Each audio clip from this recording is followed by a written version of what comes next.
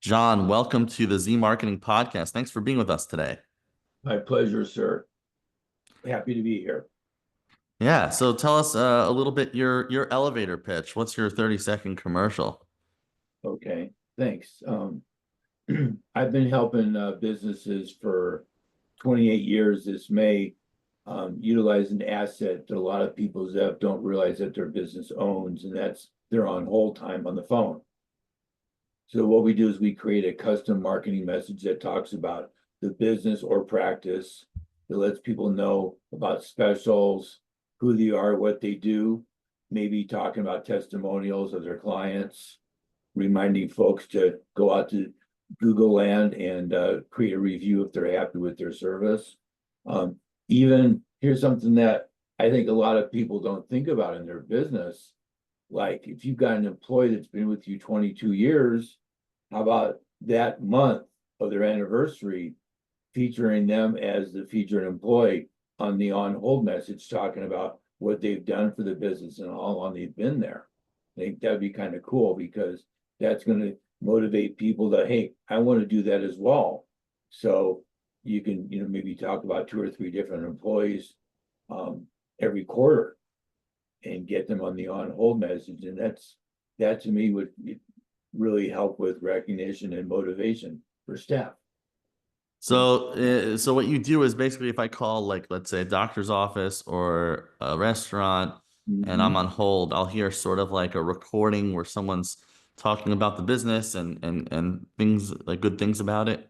You will hear exactly that. That's exactly what we do. Yes. Down Excellent.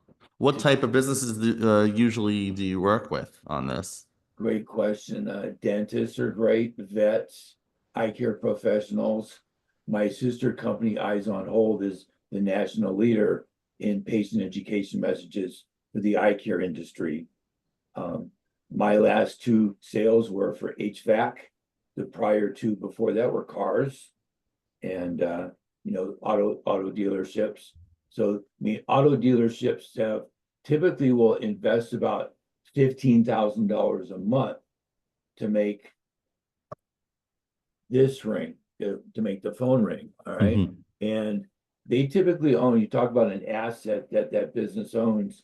We're talking probably 20 to 60,000 minutes of on hold time at a car dealership a year. Mhm. And if you've got dead air, crickets, beeps, or music on hold, instead of utilizing that, you're leaving money all over the table.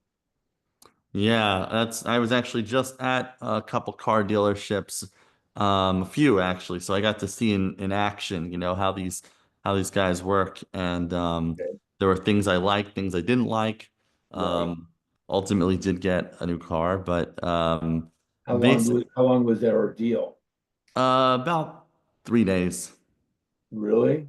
It was about Okay. 3 days because I guess two really to make the decision. Okay. But like one day was going around to different dealerships and then narrowing it down to 2 cars. They were like the dealerships were like basically across the street, 2 different brands, and we were like, and then it was just and look, they it was interesting to see what they would offer and and if you negotiate with them what they come back with. Um and it was an interesting process for sure. One thing I don't like, I will say, is that I don't know how my email got entered in somehow, but after when I was already decided and I already bought a car, and even before I decided, I kept getting all these calls. I'm still getting them from different dealerships Right. in the state of this company that are like totally cold calls saying, "Hey, how are you doing today, sir? I heard you're looking to buy a," and I'm like, I got a car already. Who put me on this list? And it's like you got to tell them to do not call, but that only works at one dealership. The one in the neighboring town will then call you again. It's very, very Well, bad system, interesting in my because opinion. when you go out and shop for insurance or something, you get on some kind of a monster national list for stuff Right. like that. Yeah. Yeah, that's something I think is a very poor salesmanship. They've got to fix that Right. because you're just getting people mad. People Um, competing on you. Right. Yeah. but tell me, it sounds like you've been in sales for a long time and you've Oh, yeah. sold many different kinds of products, not just what you're selling now. So Walk us through a little bit your background. What got you into sales? What types of things have you sold? And then maybe how did you get into what you're doing now with the on hold commercials? Okay, great question. I think I got started when I was 10 years old. I lived in England with my family when I was 10. My dad got a Fulbright scholarship exchange because he was a teacher. And we lived in England in a town called Repton. And in fact, not too far from Derby, which is where they make, Derby plates, and they also, I believe, make Rolls Royces there. And Oh yeah. yeah, so I was a day kid. We got vanned in every day, Monday through Friday. You don't have an accent though. There's no trace of an English accent. Well, that was 61 years ago. So yeah, probably gone, mate. Yeah. So I don't know if you know what corgi toys are or not, Zev. I've heard of them, but no, I don't know. Okay. If you go out on you go out on eBay. I used to tell people this, like you'd find like 580 different ads for like corgi toys or cars or small cars. And now it's like in the thousands, there's tons of them on there. And so I really like corgi toys when I was a kid. And so I used to go to the candy store in England. The candy shops have big, high, round things with the candy and gum in them. So I used to buy the bubble gum because it was real big. And I would trade the kids at school for their corgi toys with gum. And being kind of a knucklehead, I shot off my mouth, and the headmaster found out about it. I ended up getting caned 6 times with a cane, which has like a steel shaft down the middle of it. So it's when you get caned, you have to put your arms around the chair and you pull your pants down and you get hit 6 times. They were So, still allowing that? Oh my God, that's oh crazy. yeah, this is back in the early 60s. Yeah. So I think that was my first foray into sales, was trading bubble gum for corgi toys. And you paid a price and sacrificed for your craft early on. As But James Bond would say, the things I do for England. Yeah. I think that was from the movie You Only Live Twice. But right, yeah, great quote. yeah. So So that's that was my first. And then um after that I was in insurance sales for a while. And my ex-wife didn't like the straight commission aspect of it, but I loved it because I was killing it. I love sales. And so in the next room, there's a gold Atmos clock. Atmos clocks run on the atmosphere. And when I won mine in 78, they were worth $500. If you go out on eBay, there's eBay again, they're worth like $2,000 now. It was a trophy. I won that trophy out of like 53 other agents in my agency. And I was brand new, didn't know anything about networking, Zoomers, chambers of commerce. I only knew cold calls. So that was my first gig, was selling insurance. And then after that, I sold pagers and cell phones, and then headsets. And you asked me how I got involved with this. I used to sell telephone headsets, and every Saturday I would be on the radio talking about headset productivity.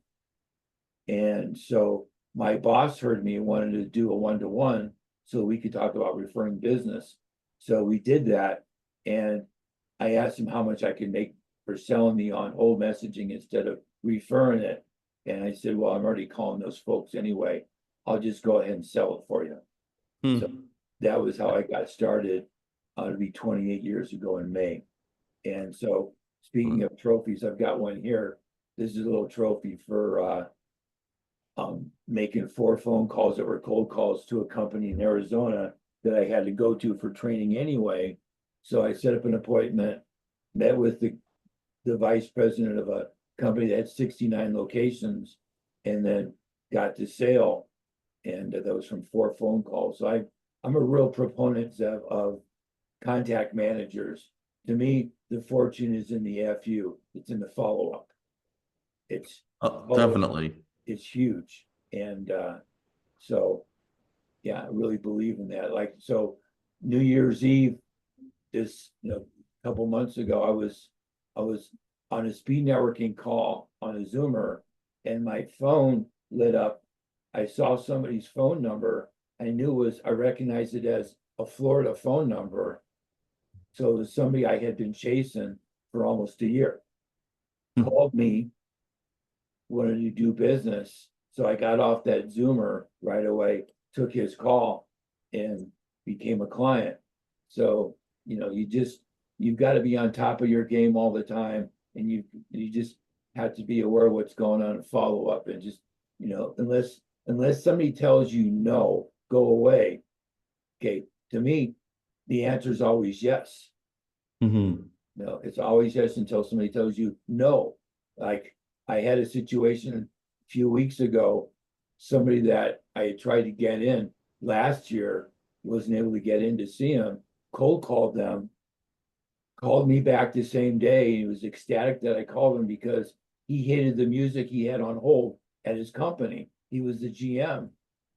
We did business that day because Wow. he wanted my service. So that's two out of the last four that resulted from the follow-up, just not going away.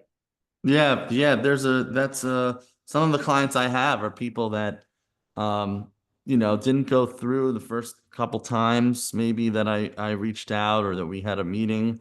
Right. And then but I remembered to reach out sometimes years later and oh, now you hit me at exactly the right time, right when I was thinking to do Yeah. something or change my provider.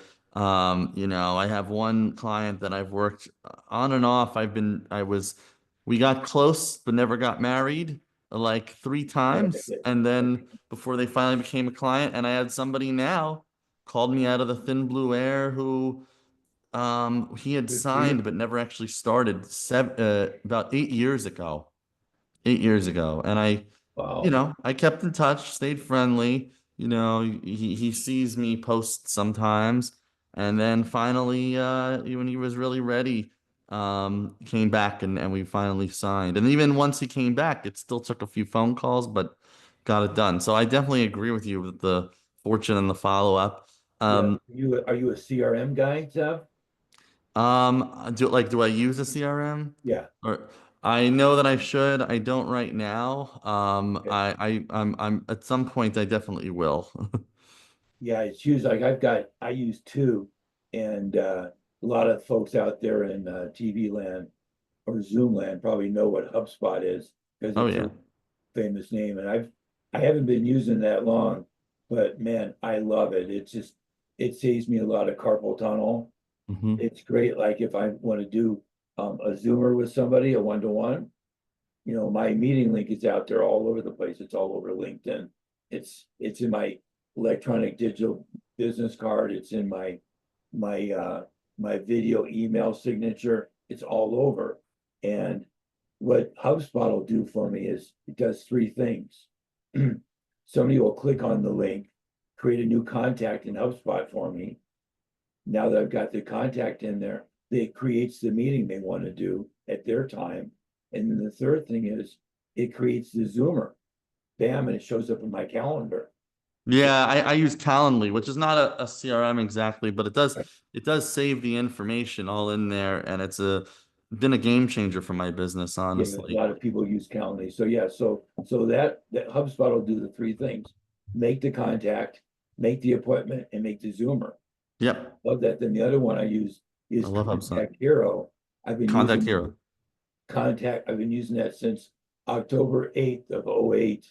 I've got like 19,600 prospects in there that I put in there one at a Wow, time. I'm almost at 20,000. that's amazing. It's Well, it's great. so It's real. I'd love to know from you, um, cold calling, Uh, email, LinkedIn messaging. I mean, there's so many different ways to try to get in touch with people today, and there's so many right. different automation tools and Yeah. CRMs. I'm curious, what is your position on cold calling and things like that in today's Yeah. day? Great questions. I can call me goofy, but I still love to cold call. And I do that with people on one-to-ones because I have a 5-step referral program. I email to people before a one-to-one so they understand what it is. So like if you and I were on a one-to-one right now, and you gave me, let's say, the name of your dentist, okay? Okay, what I do is I would call and see what they have on hold. And if it's dead air or music, I would create a custom email for you introducing me to the doc because you know the owner of the business. Okay, you would send that to him. He does a 45-day trial with me, becomes a client. I pay you a $150 referral fee. So Not I bad. don't call it cold calling anymore. To me, it's a conversation because I know on the other end of that call, okay, you know that doctor or that business owner, let's say it's HVAC, you know them. So it's not a cold call. To me, It's a more like a warm call. it's a warm call because okay, if they don't hang up from me when I call and see what they have on hold, I'm going to send an email to you introducing me to them. So it's not, to me, it's not a cold call, just a conversation to see what they have on hold. I do that every single day. And sure, I got hung up on today and it happens, their loss, okay, because they don't know why I was calling, even though I told them why, but I get hung up on, it happens, but so what? You know, Yeah, that's a great attitude. So what, like some people I guess they take it way too personally. they do. You know, what do you think about like I do some cold emailing and cold LinkedIn outreach and I try to write scripts that aren't too salesy and there are tools now, even there are features where you can use AI so that it can even Right. craft a response. Do you think I that think cold emailing is good if you do it. No, it sounds like you're doing it smart as far as what you're saying. As far as cold LinkedIn, we talk about that a lot on my networking groups that we're on about people. It's called pitch slapping, and uh-huh. okay, and what I do is when somebody does that to me, I turn it into an education moment for them. I reply back and say, I really appreciate what you're doing and I'm in sales and I totally get that. And how about building some James Bond and rapport with me? Okay. Right. It goes back to Sandler selling with the submarine. The first compartment of the 7 compartments in the submarine is bonding and rapport. I call it James bonding and rapport, but it's kind Mhm. of goofy. But how about building some rapport with me before you try and sell me something? You don't know anything about me. Have a conversation. Have a virtual cup of Joe, Right. 100%. I love and I do virtual cup of joes all day. I love Right. those. Yeah. I'll say this though. There's one so like I get those totally irrelevant pitch slap LinkedIn messages. They're usually like a page long. No one's reading that. TLDR, too long didn't read, right? And it I like usually that TLDR. Thank you very much. yes. And it will usually be something like, are you selling your business or something just like totally or are you looking I love it when they say, are you looking for like marketing services, like SEO? And I'm like, you can look at my bio for 2 seconds and see that's what I do. Like I don't need I'm clearly not looking for that, you know? Nice So question. How about reading, like you said, how about reading my bio or my profile for a nanosecond and try to tweak your questions towards that? Or how about just introducing yourself and see, hey, come through the back door. Like, I like to coach people on instead of me calling a dental practice and seeing, if they need help with on hold or hiring or whatever, I would rather talk to the practice manager, see if she's got a minute and say, hey, who do you know? You've probably been in dentistry a long time. Who do you know who might be hiring mhm, or who might have some pain in this area? Right? right. You come through the back door, That's they're a not great point. as hit on as if you do that to them. So That's a very smart technique and to build the net because I think that's a big part of sales that people forget is networking. They say, network is your net worth yes, and not necessarily selling the first point of contact, but no, trying to build a relationship, an alliance to get you, to other people. Rather than just having some people have a very adversarial relationship with gatekeepers, but gatekeepers can become your friends but I'll say Dino, this about LinkedIn, cold LinkedIn, in my experience. yeah, The way that I do it, and a lot of people do it with these tools, most people, you're right, are doing it wrong. But what I found is that if you, LinkedIn tends to be very high touch, um, a little, better quality usually than email. And if you have your opening messages not be a sales pitch, but more like you said, building rapport, getting to know them, and sort of like finding a way to get on a call, more like a networking call or a call where you're right, going to give them some free value. I yes, mean, I've seen it's been very effective. right on, you're right on. And you know, Dino at the front desk in any dental practice or wherever, Dino is your best friend, and everybody treats Dino like crap. So if you're halfway smart, you treat them like your best friend. What I do is I get into rapport with them when I call up. I'll call up and then Susie will say XYZ Dental, and I'll say top of the morning to you, Susie, how are you? And you can hear it in her voice. And she's like, fine, how are you? I'll go, I'm unbelievable. And that makes their head explode. They've never heard that before.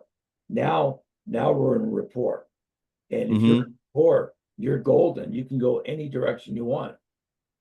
Yeah, and the words you use make a big difference too. Like you said, unbelievable. Someone once told me use the word fantastic. It has like a certain power. And Yeah, and you gotta be empathetic to the person. Like you can tell if someone's really busy, or right. sometimes these gatekeeper people, look, they're doing their job.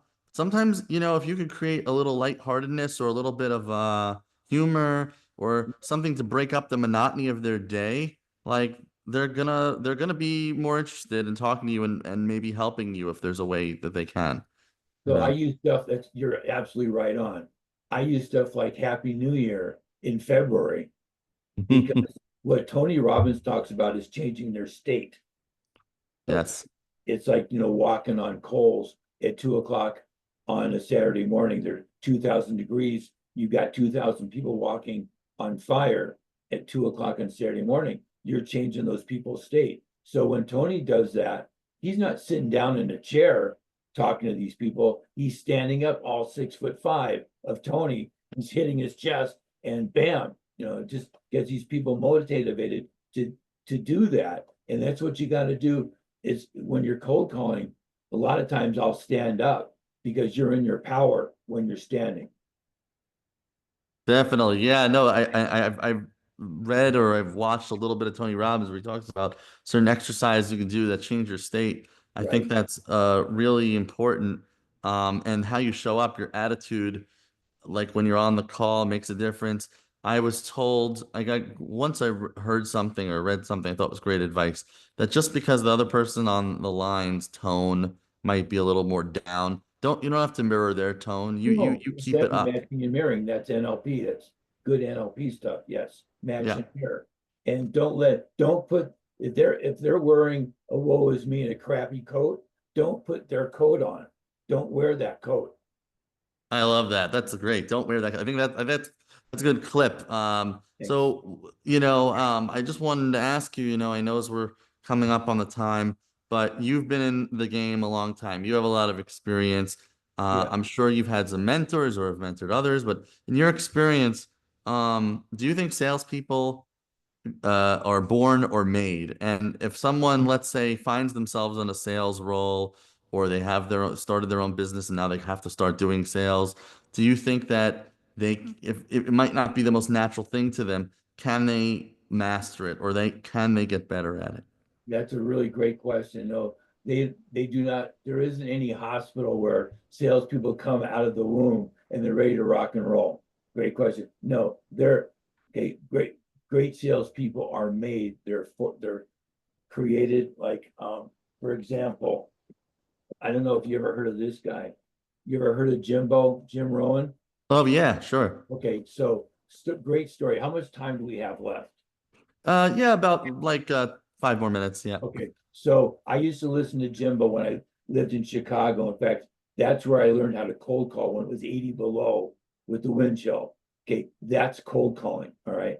So I used to listen to this guy all the time. I turned my carving a UOW, University on Wheels. And so I listened to him for years before, okay, I moved to California, got divorced, moved back to California. We were in San Jose. I think it was a February, it was like 1991. So I got to see Jimbo with the company I was working at. So he was doing a sales deal on top of the LeBaron Hotel on First Street in San Jose. So he's doing his thing, and I love hearing his voice because I heard his voice for 15 years in the car. So there he is, listening to his voice. So there's an earthquake. Okay, it's a great Jim Rohn story. There's an earthquake, and the guy doesn't miss a beat. He says, "I guess I can still move a room." It was That's classic Jim I Rohn. love, Great. I've never, Jim Rohn, I remember when he passed away. It was, I Yeah. think, 2012. I was just getting started in marketing, but the way I heard about him was a lot of people eulogizing him on social media. And I Yes. realized he led a generation of people in sales. He was Tony Robbins' mentor. But yeah, so Eric Lawfone worked for Tony. Tony worked for Jimbo. And Jimbo, I forget the name of the guy that Jim worked for. He had like three names. And they all grew up selling seminar tickets for each other. That was how the deal worked. I ended up doing that for Eric. I was one of Eric's trainers and did that. And I did that in Nashville in like '07. I was selling for success seminars. And so everybody did the same deal. But yeah, that's how they all cut their teeth, was selling tickets for somebody else. Yeah. That's excellent. Yeah, I mean that's a great way to really learn how to sell. And as we, close out, I'd love to share with us, my listeners, viewers, what are some new things they should know about that maybe you have to offer, and where can they find you? My phone number, I'll give it to you. It's 208-546-8330. My email is theonholdguy@gmail.com. I love to talk to people. You talk about coaching. I have a kid that I met on a digital business card thing called Pitch 59. And I met Hunter on there several months ago. And so every month, every Friday morning, we do like a half-hour training call. And so he tells me what his numbers are for the week, how many dials, how many appointments. And he's just a young kid, he's like 25, 26. But he takes Post-it notes, puts them up on the window of his cubicle. So now his manager sees that, everybody else in the office sees it. And we're going through that process every week. I'm his mentor, I'm his accountability partner. I think Wow. everybody needs to have an accountability partner because they hold your feet to the fire. Like, That is such wisdom. I really accountability partners are a huge changer. I agree with you. People really need that, and a good mentor. It's so nice that you're mentoring him, I would as love to others have. mentor anybody out there in TV land. I'd be happy to do that. Like I was working for Eric Lawfone back in like 2012, and I don't know what happened, but he said, "I want you to call Les Brown." I mean, I had heard of him, Les Brown, the motivator. So Yep. I got his phone number. It was an 800 number or something. I dropped a dime on him, and 90 minutes later, he called me back. And I remember living in Sunnyvale. I had the door open in the front of the house. I was on the phone when he called me because it showed up on my phone, and my head exploded. I had to go get duct tape because I mean, it's 13 years ago that he called me, and so I was doing some sales training, and I had a bunch of trainers. We called them Top Guns. So we would meet 3 o'clock on Mondays. So Les came on the call and trained them for nothing for an hour on Les Brown motivating stuff. It was cool. It was great. It was an hour. So Les Brown call. And just, you never know. If I like to say, if you don't go, you won't know. So that's why when I'm in the car, in fact, I've got these are AI sunglasses from Ray-Ban. Okay, what Hmm. I love about them is I got some 2 years ago that you couldn't talk to, but these are AI because AI is here now. And what's cool about them is if you're driving, you can say, Meta, take a picture of that. So that way you don't miss a prospect, or you could say it into your Apple Watch. Uh, hey Siri, remind me to call XYZ Dental because you saw a billboard. So use techniques, use tools that are out there in TV land so that you don't forget about prospects. When I watch TV, my last sale, okay, was a company on TV that I've been calling like for 8 months. And I put these things in my notes when I'm watching TV on my phone. All these people that advertise, okay, those are prospects for me. So, Hmm. ABC, always be closing, always be working. You're always prospecting. You got to put people into your CRM because you've got to constantly put people in that funnel because you don't know. But just That's brilliant. No, that's so brilliant, and have an also would save. accountability partner and just, have somebody holding your feet to the fire of how many calls did you make this week? Well, what about 10% more next week? And what Brian Tracy taught me years ago is if your goal is 200 dials this week and you did 180, guess what? Monday morning, you're short 20, Hmm. you know? It's always getting better, and I love and thank you also for that tool. I'm gonna look into that. I was driving. I remember last year I saw a truck in front of me was a caterer, and their number was there, and I was like, hey, they could Go. probably use marketing. That's one of my target audience. I think I did it the dummy way. I think I took a picture, or probably a lot safer is having a pair of AI glasses. So I'm gonna look Right. into that. Yeah, Um, but it'll take notes for you. It's amazing. It just what AI glasses will do. Okay, you can be like, I can sit here and I can say, hey, Meta, what's in front of me? They'll say, well, there's a laptop, there's an iPad, there's coffee cups. I mean, the stupid sunglasses do that, Zev. I mean, okay, and there are 49,000 people on the community for Ray-Ban community AI glasses online. So 49,000 people are doing that. So I've got another service I want to talk to you about that's just amazing. By networking, God hands me so many different business opportunities. I just fell into like 3 this week, and it's just amazing stuff that happens. Yeah, Yeah, you never know. And I'll just add, I just want to just add one thing. I think what you said, always be closing and prospecting. Very true. And also always be learning because I think in your career, you started with selling bubble gum. yeah, You did cold calling. You've learned from some of the great sales and personal development coaches of the past 50, 100 years. yeah. And you've over time, you've also, it sounds like you've adapted to online networking, AI glasses. So I think that's another, Doers. I mean, I zoom my brains out. I mean, yeah, that's one takeaway I also get from you is that it's also about, always retaining that curiosity and not just doing the same tactics that might have worked 50 years no, ago, but adapting them and finding new channels and new techniques and ways to great point. You're right. So like, I had a 2024 car. Okay, like the October 3rd, I returned it because I do most of my stuff on Zoomers. I'm married. We have a car. Okay. Okay. I was going to a networking group once. I don't do that one anymore. I do it online. So I go to church every Sunday. Why do I need 2 cars? Do you know how much money it saves you if you take that lease back over Right. the next 30 years? I mean, it's Sure. like $189,000 because I'm Uh, sitting here doing this all week long.